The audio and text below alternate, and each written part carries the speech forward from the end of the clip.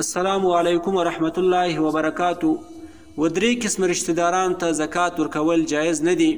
اول اصول لکه مور او پلار او نیکه و انا. نیکه و انا خواه که د مور د طرفه سي که د پلار د طرفه سي و دغه ته زکات ورکول جایز نه دي.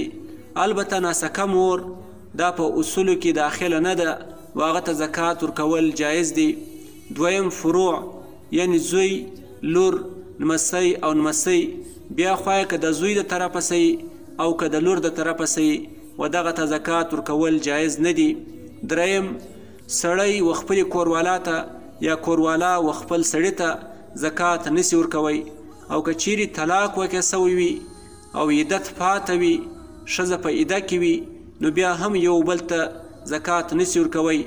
او که عده ختمه سوي وي بیا یو بل ته زکات ورکوی سي. او د دغه درو قسمو رشته دارانو ما سوا باقي رشته دارانو ته زکات ورکول جایز دي. لہذا ورور، خور، وراره، وریره، خوریی، خورزه، خسر، خواشه، زوم او مژور، ماما، مامی، اکا او د اکا کور والا، دغه رنګه خاله او د اکا زامن او د اکا لونی، د خاله زامن او د خاله لونی و دا ټول ته زکات ورکول جایز دي.